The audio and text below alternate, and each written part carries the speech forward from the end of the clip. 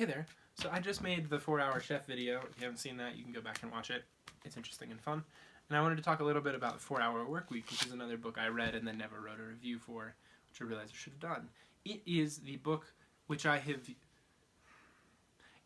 It's got a couple superlatives. It's the book that has probably most changed my life because it introduced me to a lot of other books that I needed to read.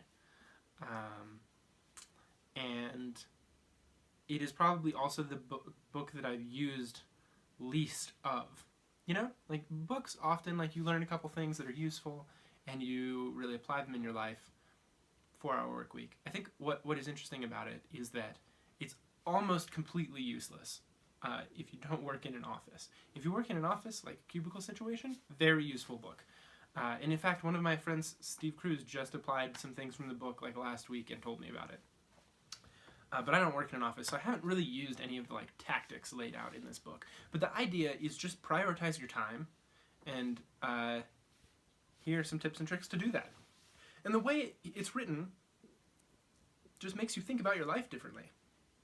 And that I love. So I, after reading this book, even though I didn't directly apply it to my life, knew a couple people who would love it, and I gave it as a graduation present to Trevor, and I gave it to, or recommended it to Steve Cruz a year or two ago, and he read it, and he was just super stoked the other week when he managed to work from home and get to go to a friend's wedding.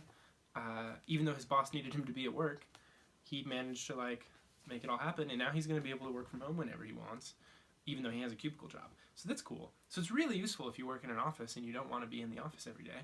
And it's also just handy for changing your mind about life and things and learning new stuff and having a new outlook on life. And in fact, I think it's done this for more people than just me. Quite a few, actually. I know a couple people come to mind, but one stands out in particular. My roommate in Hong Kong was a Chinese medical student. He was a student of Chinese medicine. He was German, though. So saying Chinese medical student is a little confusing. But he had a shrine, no kidding, an actual shrine to the 4-Hour Workweek, just in our living room. We had the common living room and individual bedrooms and a kitchen. And there was a bookshelf, and at the top of the bookshelf there was a Buddha holding the 4-Hour Workweek.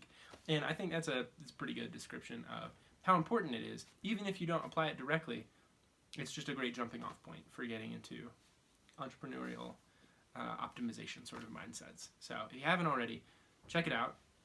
And then if you don't work in an office, have low expectations, but you'll probably enjoy it anyway. Alright, those are my thoughts on it. Thanks for watching. I'll see you in the next video.